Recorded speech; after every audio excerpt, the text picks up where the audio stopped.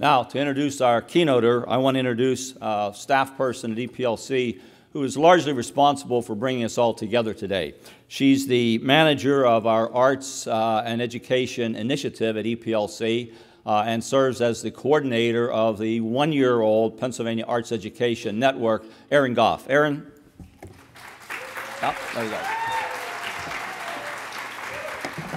Good morning. Thank you all for being here. I just want to take a moment to introduce our keynote speaker, Ian David Moss. There is a full biography in your materials that you received this morning, but he is the research director for Fractured Atlas, which is an artist services organization based out of New York, and he is the founder and director of Create Equity, a blog that really touches on the important issues surrounding public policy and arts management and arts practitioners today.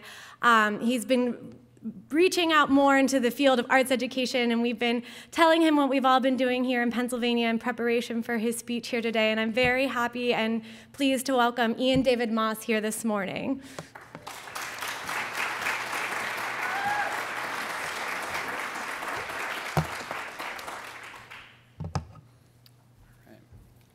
So, from the sublime to an hour-long talk about research, I'm sure this is exactly what you guys wanted, but I'll do my best to make it interesting. So, hello everyone. It's an honor to be here this morning with you. I have to admit that I was a little bit surprised when Erin and Ron from EPLC invited me to be a part of this event today.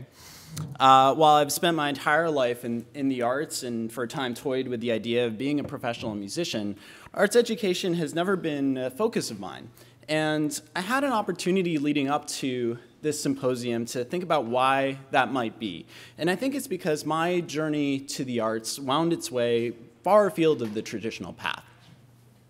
I came to music very late as these things go. I come from a musical family, but its talents skipped a generation. My grandfather was an Eastman-trained pianist and professional composer, but he died before I was born. I learned to read music not from my parents or teachers, but from my downstairs neighbor who happened to be a violin maker.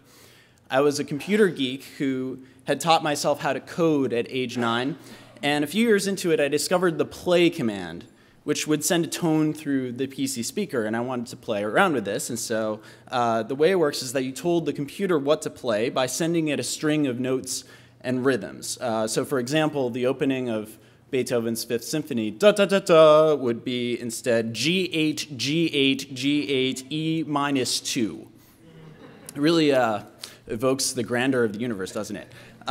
So with my neighbor's help, I started off transcribing numbers from the We Sing songbook and moved on from there to Bach two-part inventions, and from there I actually started to compose my own pieces.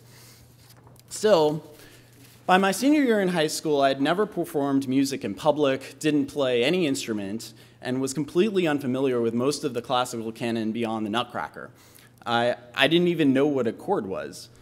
That year, I joined the Glee Club and took a music theory AP class, both of which awakened a new interest. And this was actually the first time that school-based arts education had any real impact on me at all.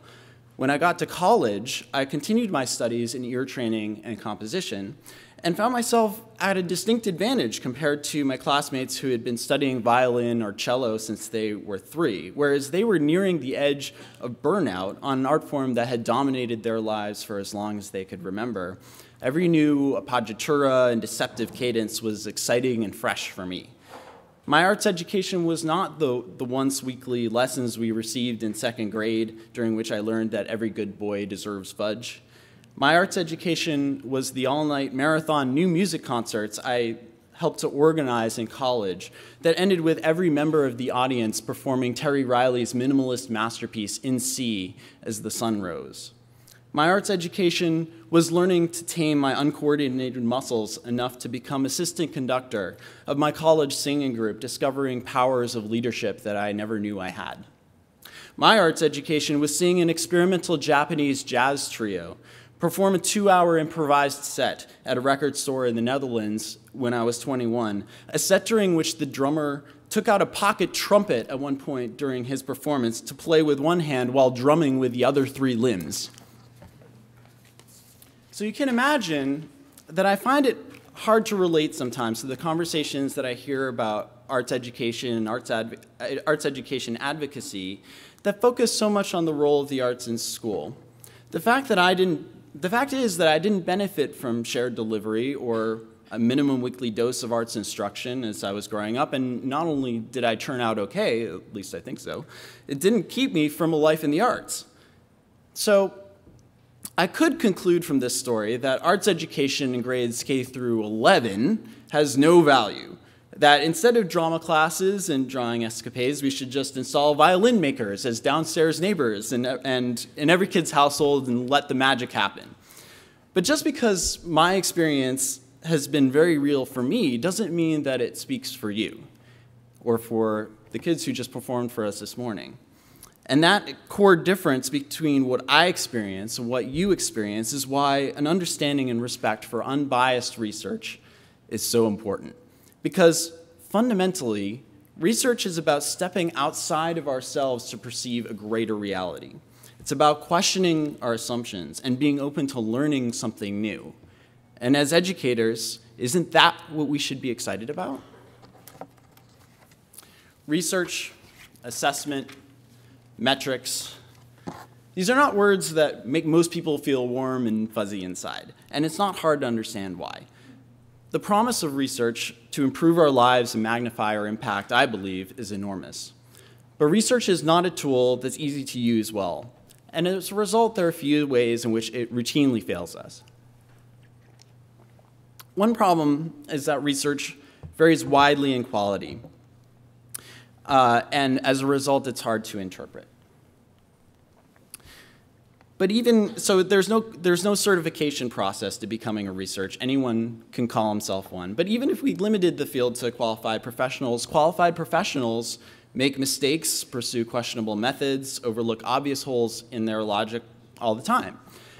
And I've been analyzing arts research studies through my blog, Create Equity, for over 4 years now, and what I've realized is that the reality of any given research effort is usually nuanced. It's not so much that there are good studies and bad studies, but in any given effort, there are some aspects that are really valuable and others that are not so much. Another problem is that research is not always pursued objectively. Research is about uncovering the truth, but sometimes we don't actually want to know the truth. In fact, advocacy goals often precede research. How many times have you heard somebody say, "We need research to back this up"? This is a sign of a very common but bad reason to do research, which is to affirm decisions that have already been made, or to support an ideological position that is set in stone. This phenomenon stems from and feeds a cognitive deficiency that most of us suffer from, which is called confirmation bias. Confirmation bias is our tendency to seek out information that tells us that we were right all along, and to find ways to discredit or reinterpret information that threatens this notion. It turns out that not only is confirmation bias present across the political spectrum, it's not just Republicans or Democrats that think this way, but the effect actually gets stronger the smarter you are. How's that for a scary thought?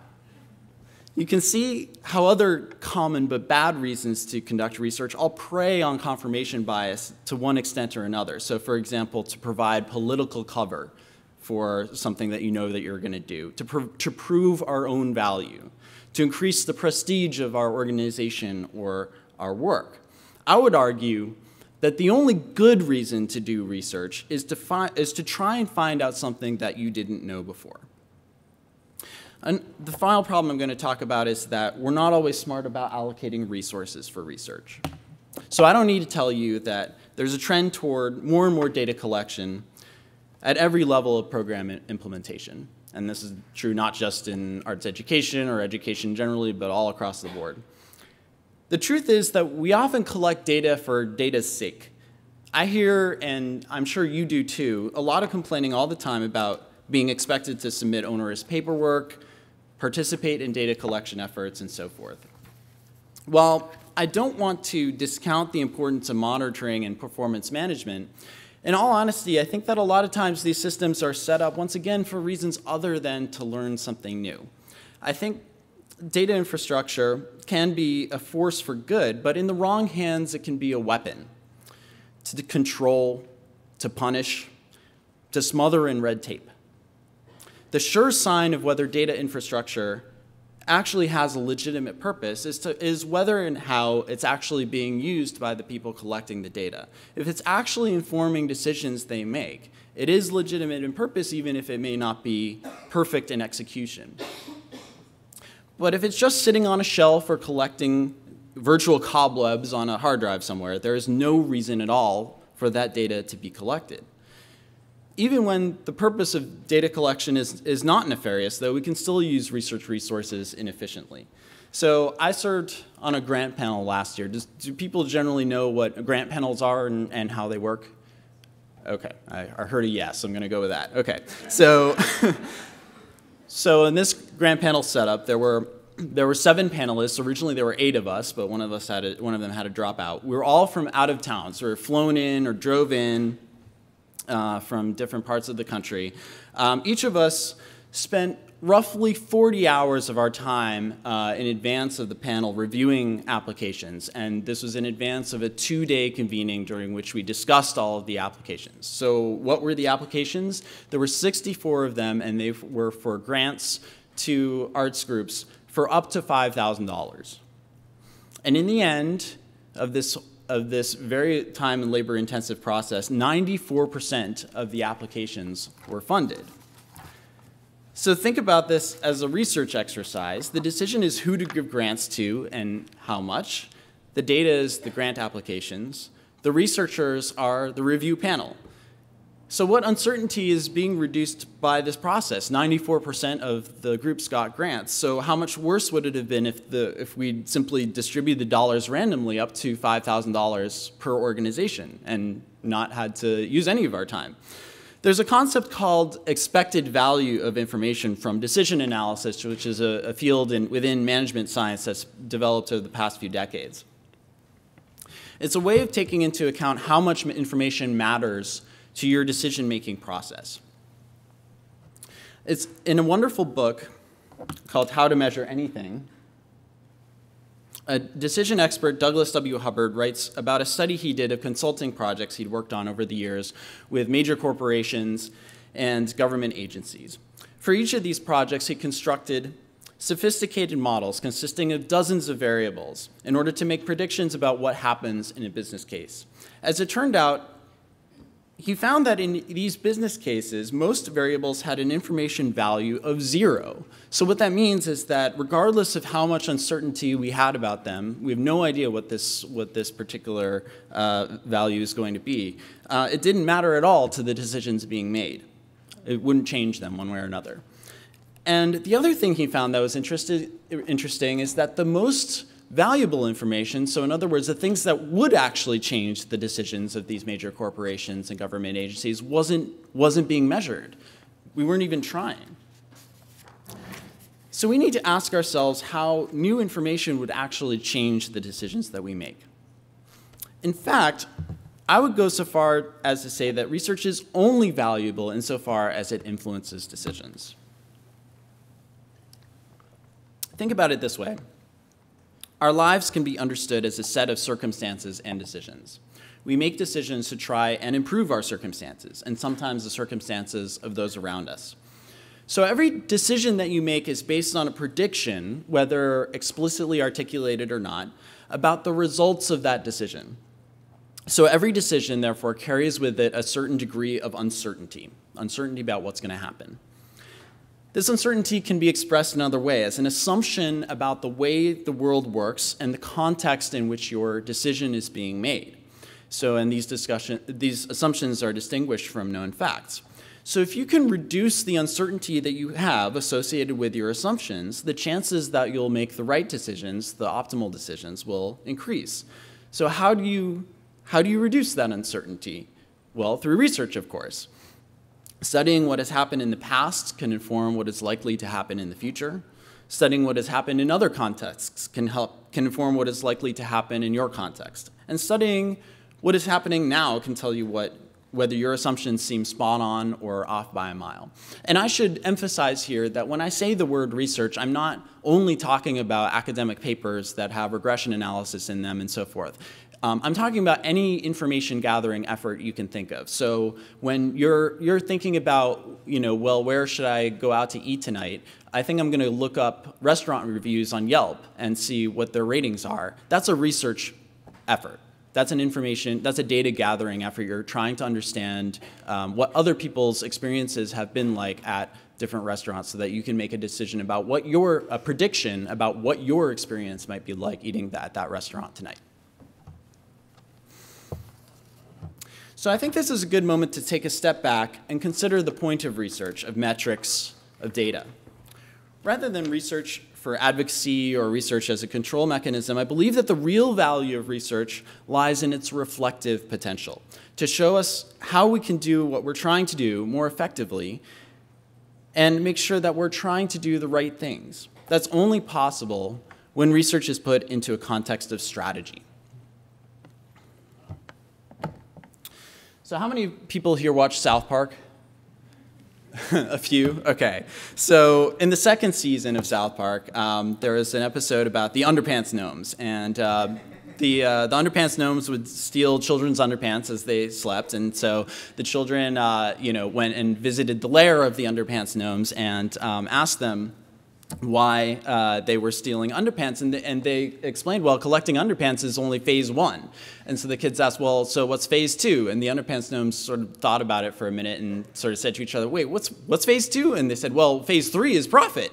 And so they said, well, but what's phase 2? And so they displayed this wonderful PowerPoint chart for the kids, demonstrating once again that phase 1 is collecting underpants, phase 2 is a giant question mark, and phase 3 is profit. By the way, I was recently at the American Evaluation Association conference, and I learned there that they use a different version of this, a different graphic to make this point. It shows a mathematician, a professor, writing a really complicated equation on a blackboard, and there's a bunch of numbers on the right side and a bunch of numbers on the left side. In the middle, it says, "And then a miracle happens." And and of course, the caption is the other professor saying, "I think you need to be a little bit more explicit in step 2." So this might seem ridiculous, but it's not actually so different from what happens in practice, because we're really good at seeing a problem, and we're really good at coming up with an idea to solve that problem. But what we're not so good at is thinking about what are all the strands and tracing out the steps in the middle to understand once we accomplish our idea, how is that actually going to solve the problem. So a lot of what we do makes crucial leaps of logic, and especially for a complex program or intervention, you really gotta include all of the steps. So what would counting all the steps look like? A couple of years ago, I worked with an 86-year-old, now 86-year-old United Arts Fund based in Cincinnati called ArtsWave. This organization was formerly called the Fine Arts Fund, and in order to ensure its continued relevance into the 21st century, they commissioned a research report called The Arts Ripple Effect. Trying to ask these key questions: what would build public will for arts and culture and position the arts as necessary for the region, and how do we develop a sense of shared responsibility among the citizens of the region, thinking of the arts as a public good. And so what they found was that they were trying to come up with ways that sort of already matched with what people thought about the arts. And they found that two so-called ripples or ideas were more effective at promoting this idea than others. And so one was this idea of a vibrant, thriving economy, more lively neighborhoods, revitalized communities, and so forth. And the other one was a more connected population, so diverse groups sharing common experiences, mutual trust and understanding, and so forth. So ArtsWave then took the remarkable step of actually taking these two concepts and making them the new goals of their grant making for the region. And so they brought me in to help them think about how to do that. They didn't just change their goals, they actually changed their name, they changed their mission. And if you think about it, these two broad goals they're very ambitious, right? And it's not obvious how just making grants to arts organizations would necessarily lead to this kind of sweeping community change, right? So when they reached out to me to help them think about how to actually put this into practice, I immediately thought of a logic model. So how many people here know what a logic model is? Not so many. Okay, so I'm going to run through it a little bit. The basic concepts of a logic model are as follows. So what you're trying to do, in this case, profit for the underpants gnomes, would be an impact or a goal. And then what you're actually doing, what you're trying to accomplish, step 3 is an impact. Step 1, in this case, collecting the underpants, would be an activity. And then that sort of gray area in the middle that we're not so great at defining are called outcomes. These are waypoints along the way to where you're trying to get to. So I drove up here from DC last night, and along the way I passed through Gettysburg. So in my journey from DC to Harrisburg, Gettysburg would be an outcome in that theory of change, the theory of change of me driving to Harrisburg. And so this is all part of something called the logic model. These are elements of a logic model. A logic model can contain more elements than this, but when they contain just these elements, and they're arranged in sort of a diagram that illustrate causal relationships, they're called a theory of change or a program theory. So there's unfortunately not totally standardized definitions and terminology in the evaluation field around these things, but this is sort of the 2-second introduction. So to give you an example, we already had the underpants gnomes, but to actually look at an example with outcomes, let's say that I decided that I wanted to go to law school. And so in order to go to law school, I know that I need to get a good score on the LSAT, but I realized that I'm not going to get as good a score as I need to get if I take it just without any further preparation. So my goal here is to improve my test score, and that's the impact. And I think that, if I want to improve my test score, maybe one thing to do would be to take a class to prepare for the test. So that's my activity. And so, but why do I think that taking a class would actually improve my test score? Well, there are probably 2 reasons, right? One is this outcome 1. I don't actually know anything about law right now. So if, other than signing, 1-page contracts is for, data licenses for research. So if I actually want to do well on the test, I probably need to be able to answer the questions, and taking class will help me prepare for that intellectually. But there might be another element too. Maybe I get nervous when I take tests, especially when I don't know the material well. So and that affects my performance on the test. So if I take this test prep class and do a lot of practice, then I'm going to feel more confident about taking the test, and that will help me to increase my performance as well. And you can see also that there's a relationship between outcome 1 and outcome 2. If I learn better how to answer the test questions, that will improve my confidence, and that in turn will have the effect on the overall impact. So does everybody understand the basic logic here, right? Okay, I'm going to assume yes. So now, logic models can be incredibly flexible. That's one of the great things about them. And so I got into an online back and forth last year with Laura Zabel, who is she's the wonderful director of Springboard for the Arts in Minnesota.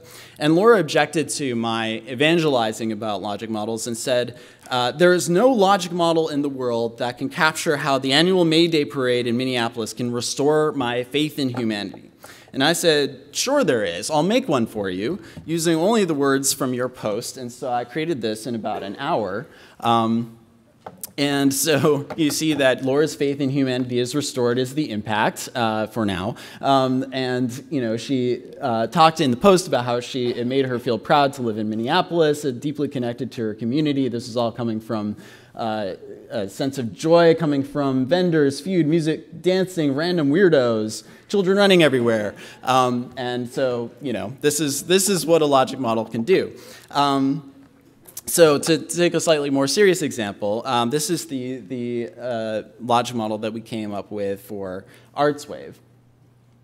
So you can see that it's quite a bit more ambitious. I'm not going to bore you with all of the details of how this works, but I'll take you just through one strand so you can see how it's actually put into practice. But before we go on to the zooming in, I wanted to point out to you two things at the bottom of the slide.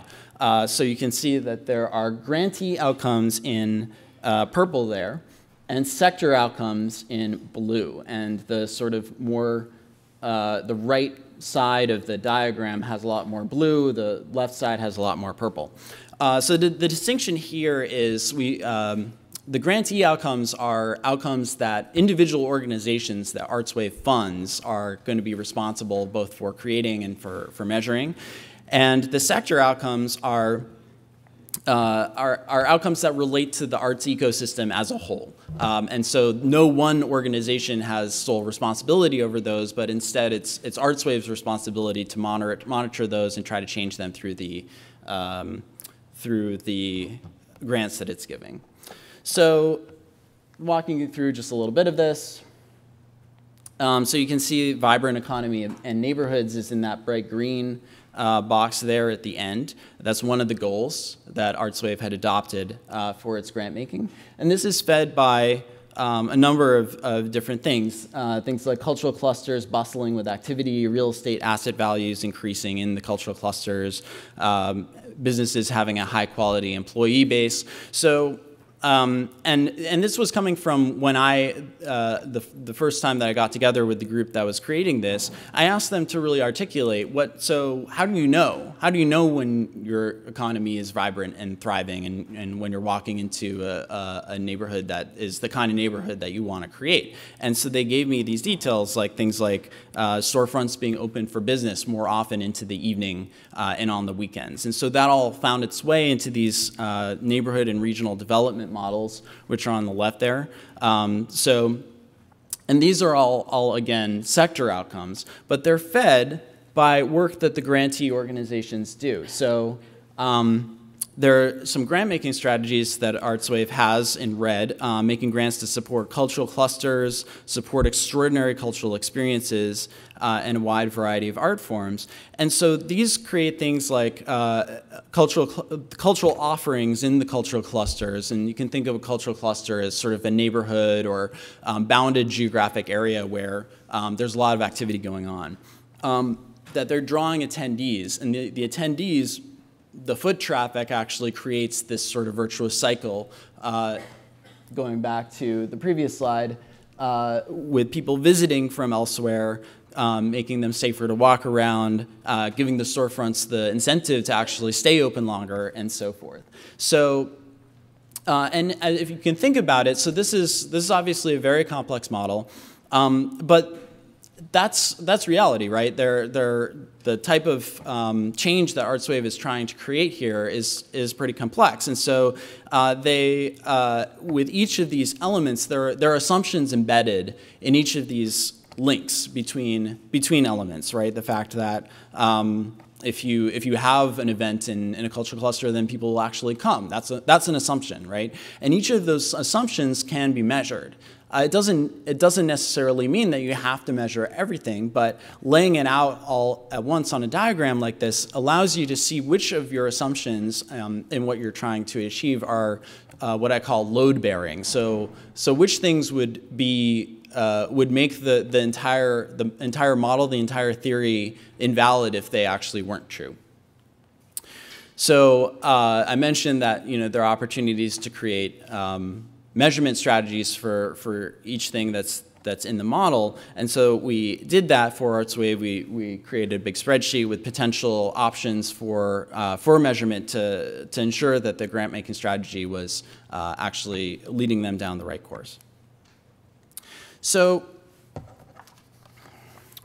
what's different about this approach? There are a couple of things that I think are relevant here. One is that, as I was saying just a minute ago, it embraces complexity. It honors reality, by not oversimplifying the world. There's often a lot of pressure for logic models, theories of change, and when you're describing what it is that you do, to sort of fit it all on one page and make it into a very easily digestible document that you can share with external stakeholders and so forth. And I understand the rationale for that, but the question that I ask is, would you take the same approach with the budget? Would you, try and make sure that a work plan for a project only had, 5 lines in it? The fact is, when you're trying to understand all the assumptions behind what you do, you have to really do the work to trace it out. And then the other piece of that too is that by identifying everything that should be in the model, it says that just because something's hard to measure doesn't mean that it's okay to forget about it. That everything is important, even if, regardless of whether we can attach a data point to it easily or not. And then the other piece of this that I think is different and worth noting is that there's a full integration with strategy. This was a research-motivated initiative. ArtsWave had embarked on this in the first place because it had done that study, the arts ripple effect, looking at how citizens relate to the arts, and new information guides decision making for the organization at all levels.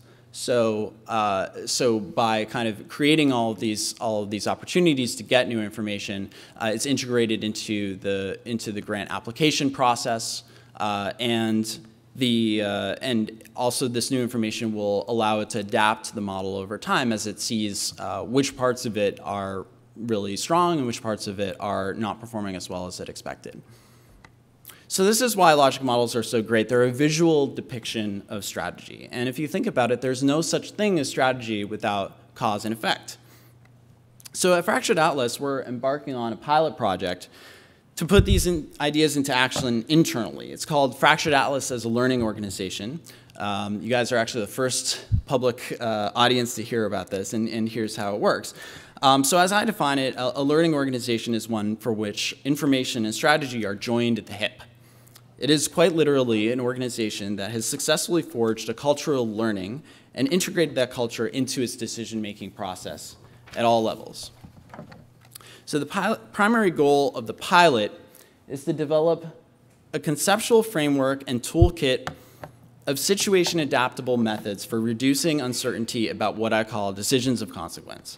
So remember, what I was talking about, the way in which we process decisions. If we can reduce uncertainty about those decisions, we can make better decisions. So if we can reduce the uncertainty we have about decisions that matter for Fractured Atlas through strategic measurement and information gathering efforts, over time we're likely to make better decisions that will in turn lead to better outcomes for Fractured Atlas and the people who benefit from our work. So that's the theory.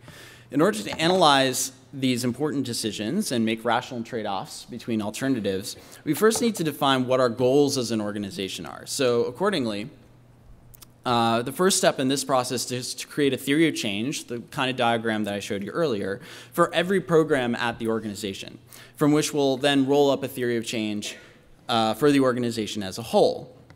So this will allow us to define some key success metrics at various levels of operation, taking into account both Fractured Atlas's mission objectives and its focus on developing programs that are sustainable with earned income.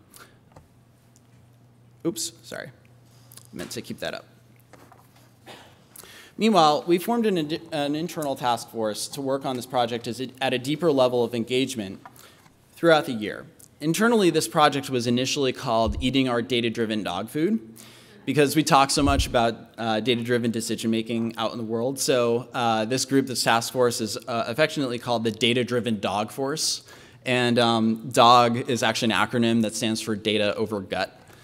Anyway, so this group will meet every 6 to 8 weeks to identify real-world decisions of consequence that members of the task force are facing, to use as case studies, and to come up with measurement experiments to gather information relevant to those decisions. So in doing so, we'll be using a modified version of a methodology called applied information economics. That's the box in orange there, as described in the book that I mentioned earlier, How to Measure Anything.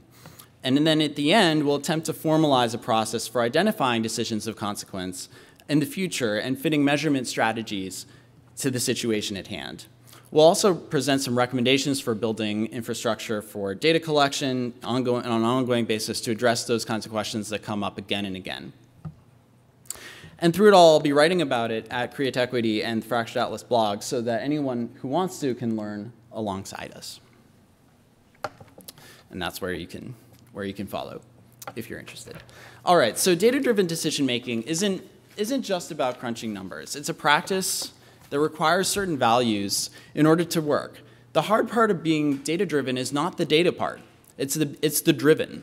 You have to be willing to question your assumptions and actually change your behavior in response to new information coming in. Put another way, a learning organization is open to learning new things, even things that suggest that the way that we're currently operating isn't working as well as it could, or that we're missing important opportunities to increase our impact. It's much easier to achieve that kind of open stance if we train ourselves to expect failure up front. In general, organizations as well as people have a tendency to be far too risk averse. Being a learning organization means embracing a culture of intentional experimentation and productive failure. We're likely not going to hit upon the secret sauce the very first time that we try something, or sometimes at all. Embracing change can be hard, but one of the very best things about it is that it allows us to extract just as much value from failure as success. So in conclusion, I would offer a few things to think about as you experience the rest of the day here at the beautiful State Museum. You're going to hear a lot of discussion about metrics, assessments, advocacy, and more. Some of this research activity is driven by this community, and some of it is driven from outside of it. For the stuff that we as a community have control over, think about whether the research that's taking place is taking place for the right reasons. Are assessment systems intended to help kids, teachers, schools, or are they intended to control them? Are you involved with any research efforts in which the message is decided long before data collection even begins? In the case of research that is directly tied to decision-making, think about the value of the information you hope to get relative to its cost.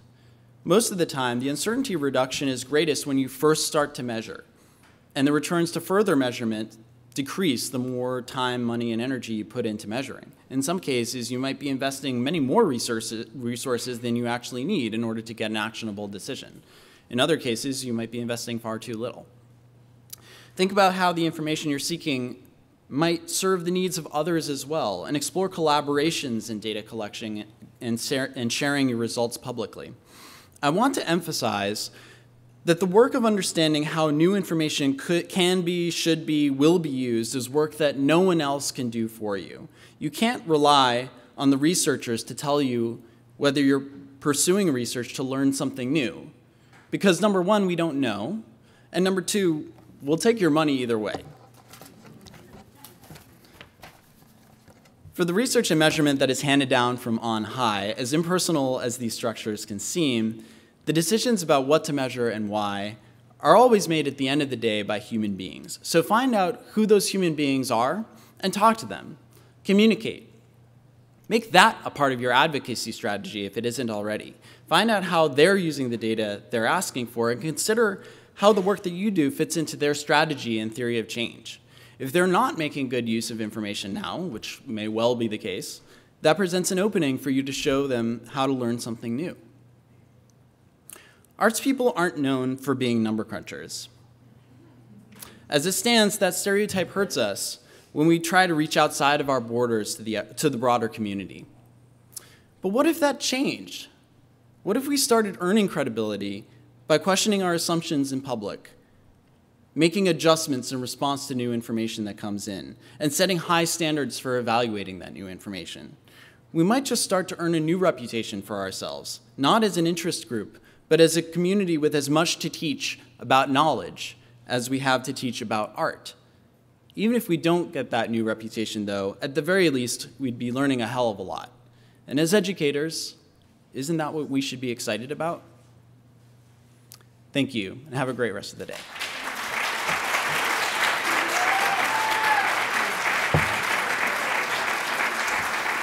So I think we have a little bit of time for questions. Oh, go ahead. We have about 10 minutes for questions. I'd encourage folks to use this mic if you would, please. That'll help with the recording.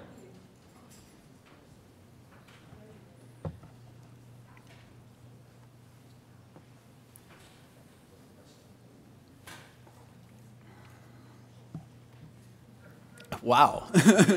Somebody's got to be first. Should I ask myself a question? If you were in the audience, Ian, what would you ask? Actually, I think there's somebody up behind you. All right, go ahead. You left the string out there earlier, and you said, you turned out okay without arts in the schools. You did participate K through 11. Mm-hmm. What's the rest of that string, and those of us in public education, for arts education, what are you telling us? Because you know the data. Right. It's useful. Well, so that was I didn't touch too much on what the research actually says in the case of arts education, and I think the reason for that is because the jury is still out to some extent. I think it does there. So let me step back from that for a second and say that there definitely is strong evidence in at least some areas. Things like the relationship between studying music and spatial reasoning. There's a long and very strong set of evidence to show benefits there, right? But the fact is that the problems that I talked about with research earlier in the talk make it difficult sometimes to distinguish between studies that seem to show a benefit for arts education and where it's actually showing the fact that kids who receive arts education are kind of better in a better position to start with in the first place, and so it's not necessarily getting at what the unique benefit of arts education is. That doesn't mean that it's not there, but it means that in a lot of cases we're still figuring out how to get at it through research.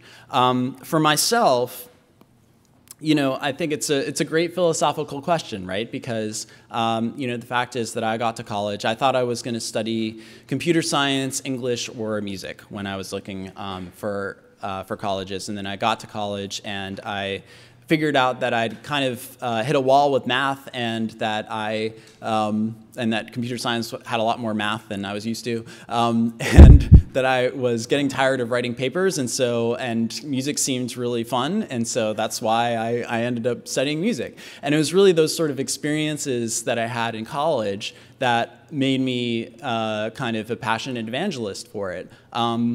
And led me into that life of trying to be a composer, trying to be a musician, as well as an arts administrator after college. But you know what? I had a really eye-opening experience when I went back to grad school for business several years ago, because what I realized is that I had been so passionate about making myself an expert in this area of new music and all of the new things that I could be doing in that area. It seemed like a wide open field of possibility, and that's what excited me about it. And I couldn't imagine myself not being a composer. And I got to business school and started, being exposed to all of these other areas of human endeavor. And I realized for myself that actually, the reason why I was so passionate about being a composer was because what I really wanted was to be an interesting person. It's true. And when I realized that I didn't need to be a composer in order to be an interesting person, the value of the arts diminished a lot for me. But again, that's my story, and part of what I'm trying to convey here is that it's not going to be the same for me as it is for everybody else, and so that's that's really what I'm pushing here. Yeah. Yes. I was introduced. I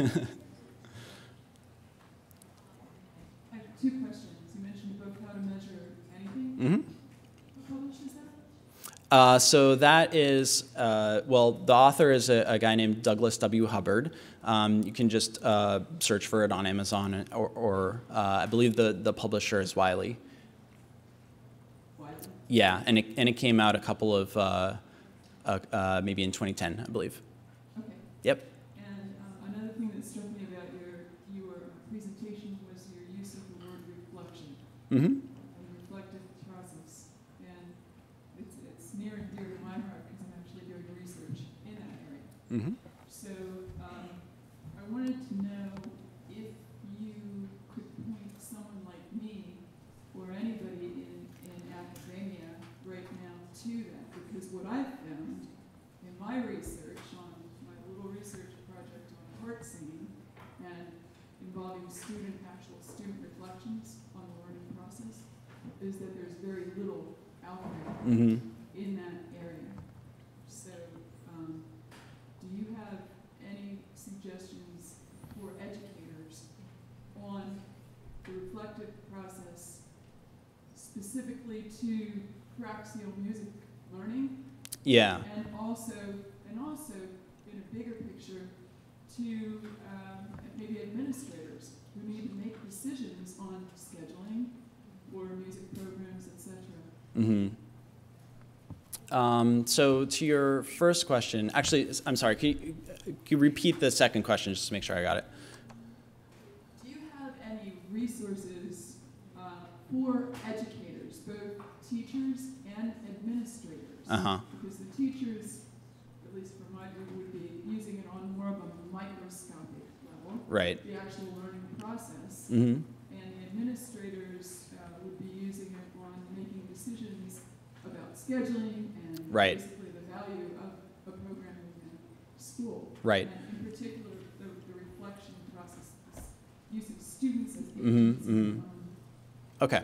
So for the first, are you familiar with, so there's I believe a Czech researcher with a really long name that I'm not even going to try and pronounce. But the title of the work is Flow, and it's all about creativity.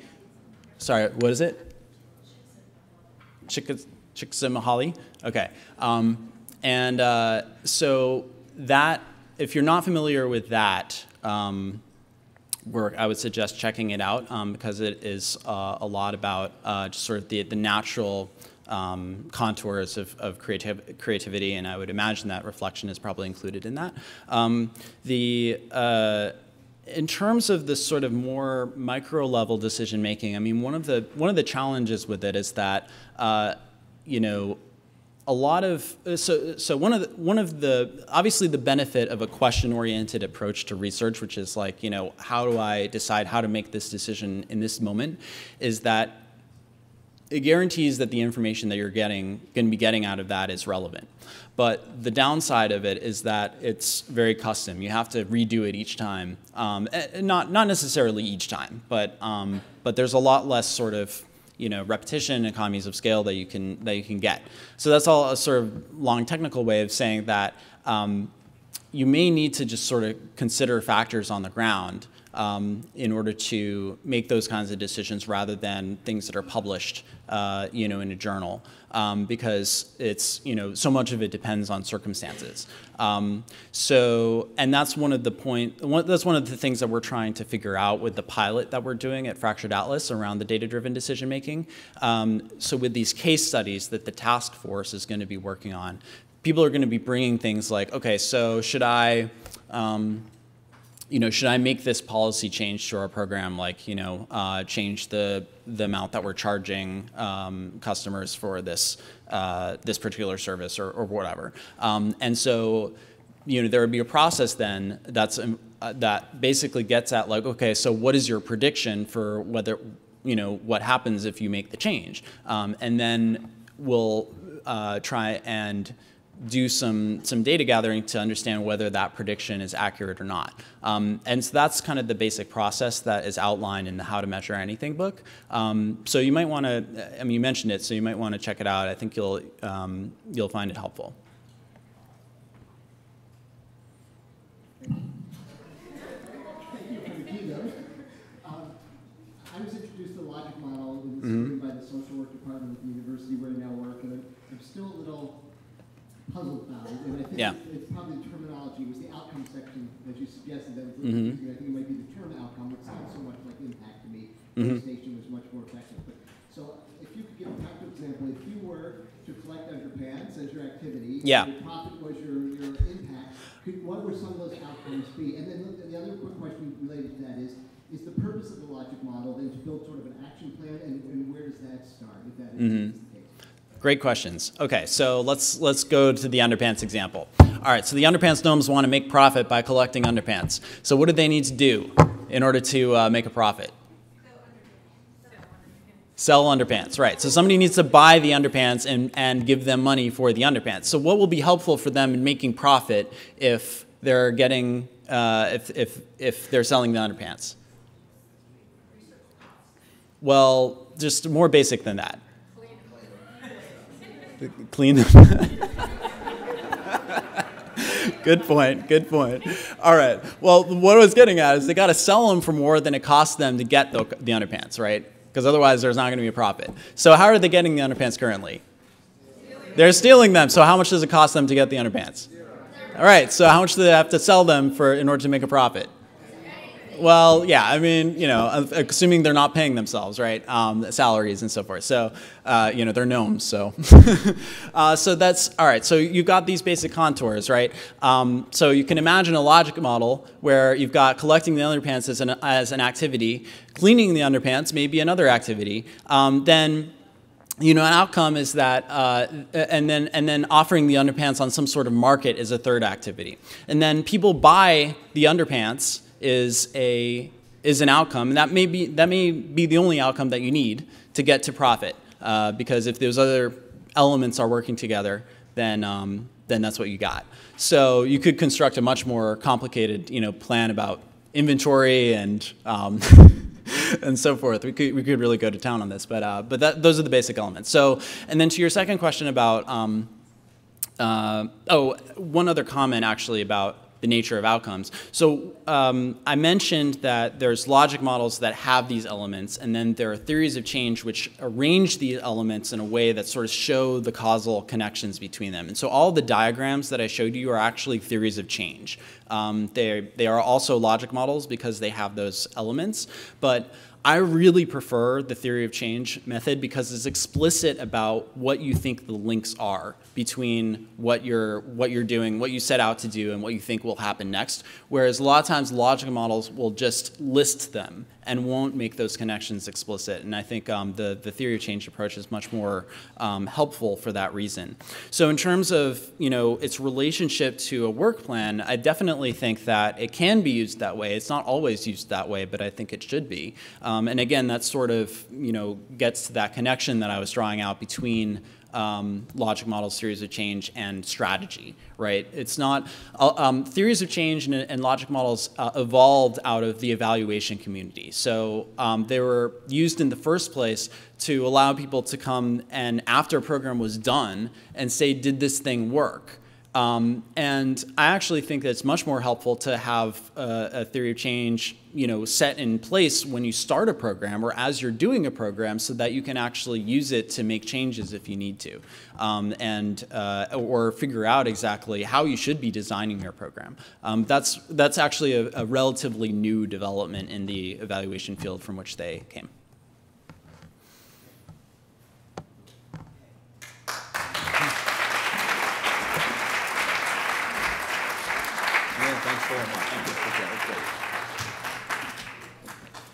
Ian, thanks very much. Just a reminder, we start a break as soon as I finish these remarks in 30 or 45 seconds. We've got about a 15-minute break, and we will start the concurrent sessions promptly at 10:30. They go for about 75 minutes. They are on this floor, right outside the door here. And then the lunch break is upstairs. We start there at 11:45. It'll be 1 hour long, and we will start the afternoon session beginning with the awards presentations promptly at 12:45 back in this room. So again, thanks to the students and to Ian for a great start today.